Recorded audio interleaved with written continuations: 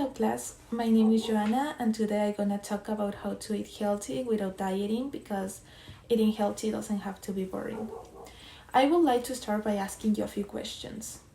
How many of you have been trying to lose weight with diets that you find on the internet? How many of you have been trying to lose a lot of pounds for a specific event like a beach trip or a party? And the last question, how many of you consider that you had long-term success with a strict diet? I remember that I did my first diet when I was 14 years old and I didn't have problems being overweight or anything like that, but I remember always seeing Victoria's Secret models and all the super skinny stereotypes, so I wanted to be very thin. And ever since, I tried dieting, fasting, and whatever will work, or at least whatever I thought will work. And the diets really work. I lost the same 12 pounds a lot of times, so I understand how seductive they are. But the problem with all these type of diets is that because of how restrictive they are, you cannot maintain them in the long term. And the worst thing is that you risk your physical and mental health because you're constantly just thinking about diets and eating very little, so you develop an unhealthy relationship with food, which is not good.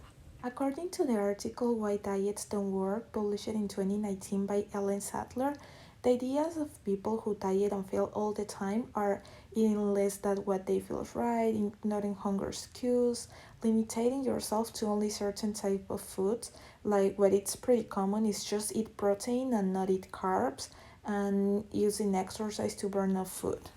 But let's begin addressing the problem. The reason most people are unable to keep a diet is because making this elusive lifestyle change is actually really hard, but it isn't impossible. And I believe more people could do it if they knew how to best use their time and energy. Diets create bad habits, they instill a scarce mindset around food that often leads to binging, and they can even permanently alter your metabolism for the worst, so they are not awesome. The National Health and Nutrition Examination Survey published in 2019 that the four most common type of diet reported in adults with 20 years old and older were weight loss or low-calorie diets with a 9.3% of adults, diabetic diets with a 2.3, low-carbohydrate diets with a 2.0, and low-fat or low-cholesterol diets with a 1.8%. And as you can see on the screen, the most common type of special diet among every age group was a weight loss or low-calorie diet. Dieting may not be the cause of eating disorders, but it is often a precursor. Diet culture can cause you to ostracize yourself if you don't feel the ideal body image. This ideal can cause a feedback loop of shame around your exercise and food habits or send you into a spiral of disordered eating. They are rare, but there are people who manage to lose weight and keep it off indefinitely without dieting. Members of the National Weight Control Registry have lost at least 30 pounds and keep it off for at least a year. But on average, they have lost 66 pounds and keep it off over 5 years. That is awesome. But what do you think is their secret? Well, they have each adopted a personalized pattern of healthy habits that works for them. The cliche thing to tell you is that they have built a healthy lifestyle, and in fact that is the only method that seems to constantly help people to lose weight and stay healthy. According to the registry of members of the National Weight Control, the following habits have been observed to return the best results. 78% of the people eat breakfast every day, 75% weigh themselves at least once per week, 62% watch under 10 hours of TV per week, and the 90% of them do some form of exercise for an hour each day. So what you should do instead? Today I'm going to give you 2 ways to find solution to this problem. First, the new habits you want to create need to be enjoyable and not simply terrible. One of the biggest mistakes when we are trying to build healthy habits is choosing activities we don't actually like pushing our workouts way beyond our fitness level or eating flourless food because they are supposed to be healthy. And this approach works in direct opposition to how your brains form habits, and it's never sustainable. According to the American Psychological Association, in the article Healthy Habits published in 2020 by Lara Thomas, People with good habits rarely need to resist the temptation to laze on the couch or order greasy takeout, procrastinate on assignments, or watch one more viral video before dashing out the door. That is because autopilot takes over, eliminating temptation from the equation, and as a result, you will have established good habits. In order to create healthy habits, you must find activities that you enjoy. For example, what if you don't like to go for a run? Then don't do it. Choose a different activities that you enjoy, getting yourself moving. What if all the activities feel a little daunting because you're out of shape? Start smaller, like going out for a walk or something like that. The key to this point is to get to know yourself and start doing things that you like. Don't force yourself, that's really important because it won't work. And the second part of your new strategy is cultivating awareness around your thoughts, actions, and emotions.